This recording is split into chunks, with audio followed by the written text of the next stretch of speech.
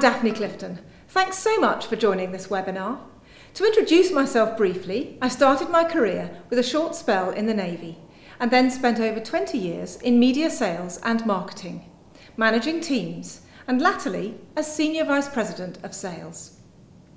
For the past 10 years, I've been running my own business, coaching and training managers to achieve theirs and their team's full potential. One of the key things people ask me to coach them around is difficult conversations. The classic example is someone who smells. What on earth do you say to them? And there are countless other examples of difficult conversations. I expect you've got one on the tip of your tongue right now. Well, the purpose of today's webinar is to help you handle difficult conversations.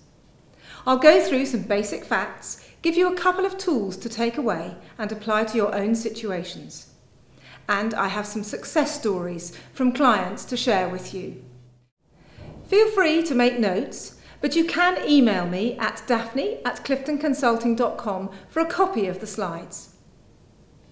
So let's start with why it's important to have difficult conversations.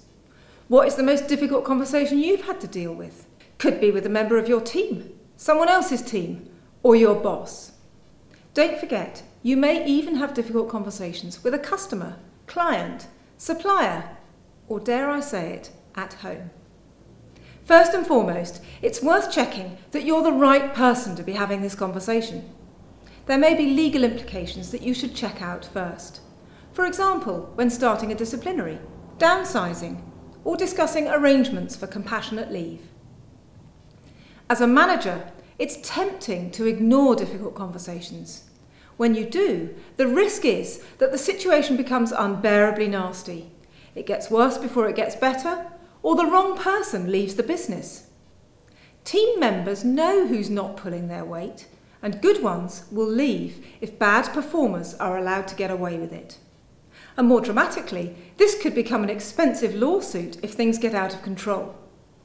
The rewards to having a difficult conversation are even greater. A more engaged team, improved productivity, staff retention, and generally a happier workplace. Let's look at some facts about managing difficult conversations. Fact number 1, people leave their bosses, not their jobs.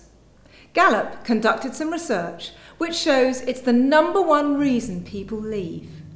Whatever sized team you're running or part of, it's your responsibility to ensure they are all fully engaged and not jumping ship.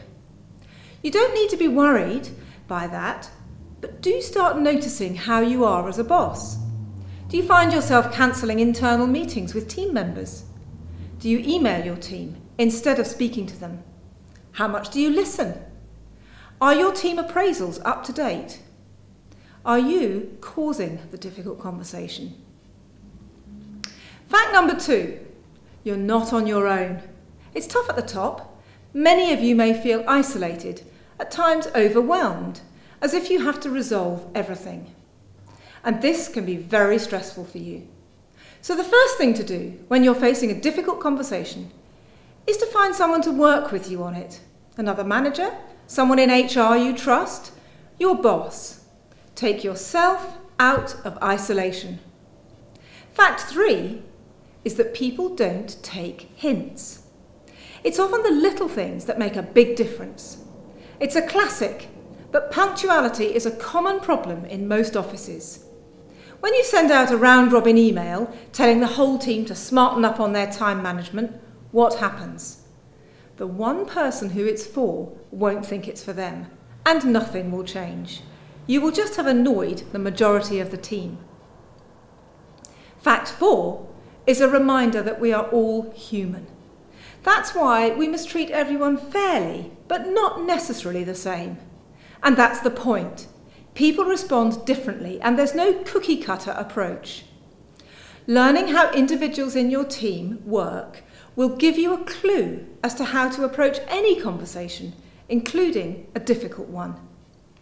To summarise, our 4 facts are: people leave their bosses, not their jobs. You aren't on your own. People don't take hints. We're all human. Now you've got hold of these, I'll introduce you to some tools that will enable you to tackle those difficult conversations. The first one is called Theme and Cue, and it's one of my favourites because it's so simple. Here's how it works. You set a theme for the conversation and a cue to bring the other person into the conversation. To set the theme, take time to prepare yourself. I recommend these 5 steps. 1. Write the problem down. You need it to be really clear in your mind. Number 2. Determine the outcome. Write down the ideal result of the conversation. Thirdly, think about your meeting location. An open plan office with everyone listening isn't going to work. You may feel better about it, but it won't solve the problem. Fourthly, nip it in the bud is the watchword here. If someone starts being late, don't leave it a month before addressing it. Whatever you do, this isn't an email conversation. You need to have a contingency plan in case the conversation goes really badly and the person you're talking to has no intention of changing behaviour or becomes really defensive. Signpost that it's unsatisfactory and you'll be taking further steps to resolve it. And finally, know your office policies and procedures. Find out what action you can take. This conversation may need to move on to a disciplinary. Taking time to prepare yourself is half the battle. To quickly summarise, you need to do 5 things. Write down the problem, determine the desired outcome, think about where you'll meet, nip it in the bud. Know your policies and procedures. The theme sets the context of what you're saying. For example, the context is that office hours are 9 to 5. The current state is that all but one member arrives on time. The required state is that all team members are at their desks ready to take customer calls at 9 o'clock. Why it must change? We have targets to hit and we need to take all the calls we can promptly. So in essence, although you know what you're going to say, how you say it is equally, if not more, important. Here is how to say it. Assertive, brief, non-judgmental, non-blaming. Assertive just needs to be clear, which is why I suggest you write it down and think about what you're going to say. Brief, so that you will both keep to the point. The purpose of being non-judgmental and non-blaming is to avoid either of you becoming defensive. Having set the theme, the trick now is to open the conversation up to involve the other person. You can do this with one clear, open question that invites a solution or that you can keep revisiting. An open question demands more than a yes or no answer. Here are some examples. Who can help you with this? How can you change this? Why is 9 o'clock difficult? What can I do to help you? When do you want to start this? Where will you go for information? You've thought about the theme and set up the cue. You then have your conversation in a quiet office or meeting room and see where it leads. Listen to what is being said. Ask more open questions. Keep them engaged in order to solve the problem. So you need to have this difficult conversation because the reward is greater than the risk of avoiding it. I've given you one of the most common examples in an office. You can apply this to any situation. For example, poor performance, dress code, personal hygiene. Use theme and cue because it's simple and effective. This second tool offers an excellent way to protect your personal boundaries. My coach taught it to me, and I've seen some great results for my clients. We all need to learn how to set our personal boundaries and ensure others respect those boundaries.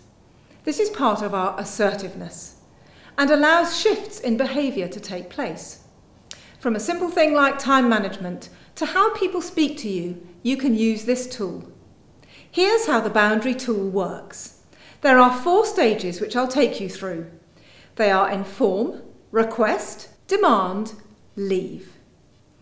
And then I'll give you 3 real examples to bring it alive for you. Firstly, inform the person about what is going on. You're creating a realisation so the person can change their behaviour. The key here is not to make them wrong and put them on the defensive. Then you make a request, politely asking the person to do something differently. 9 times out of 10, one or both of these will work. If not, stage 3 is demand. This tells the person what you will be doing as a result of their behaviour. For example, if your child is behaving badly, you may say, "If you don't do X, I'll stop your pocket money for a week." That's your demand. Stage 4, leave, is carrying out the demand. And of course, you must stop the pocket money. Now let's get into some real success stories that have helped me and my clients. I was at my local railway station one morning. A scruffy looking man was listening to really loud music about 30 feet away from me on the platform. At 7 o'clock in the morning, that was far too much for me. I walked over to him, smiled, and said, "I don't know if you know, but your music can be heard down the platform." He grudgingly pulled out his headphones and grunted at me. So I repeated what I'd said and asked if he could turn it down a little. He did. I thanked him and walked back to my spot on the platform. Inform and request had worked.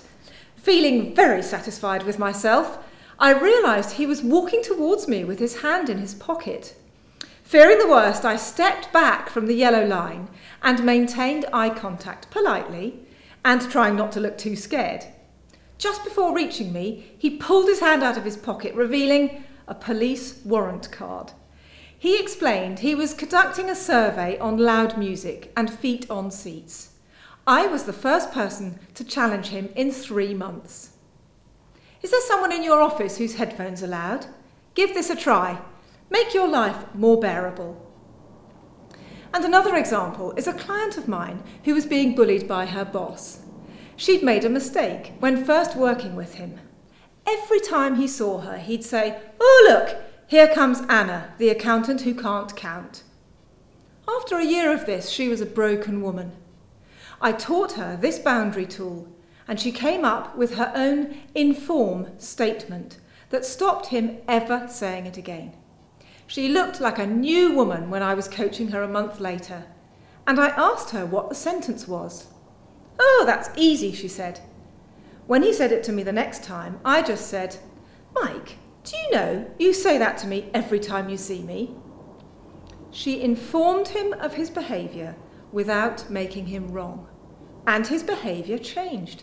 She didn't even have to make a request. Use your boundary tool wisely and be sure at the inform level not to make the other person wrong. You're looking for them to realise their behaviour and make a change without having to make your request. The last example really made my day because it made my client money. In an email negotiation, she was being asked to reduce her daily rate by 25%. Using Inform, she reminded the client the value she was offering them. She politely provided them with specific reasons why she was worth that rate. She requested they keep the original rate. And they did! How cool is that? When you use this tool regularly, people will come to know your boundaries and will try to push them less and less. You will develop a protective layer around you that creates a mutual respect. Remember, inform, request, demand, leave. We've covered a lot of ground today, and you have 2 things to try out now: theme and cue, and the boundary tool. Take them away, and while it's still fresh in your mind, plan to use one or both of them in a particular situation that you want to shift. Be intentional with your difficult conversations. Decide what you want the outcome to be. Review afterwards. What went well? What would you do differently next time? And of course, be sure that all you do follows your company policies. These are tools I use with my regular coaching clients in the public and private sectors. They help my clients to become better negotiators, manage their time better, and network more effectively. Many of my clients use these tools to help in their personal lives as well. Working with me is easy. We can meet face-to-face or on the phone. I offer a coaching power hour, which clients find kickstarts the process of achieving their goals. There are 2 other helpful webinars on time management and networking. You can book these and the power hour online at cliftonconsulting.com. Thank you so much for attending this webinar. If you'd like a copy of the slides, please do email me at cliftonconsulting.com. I really hope you found this useful and have some great success tackling your difficult conversations.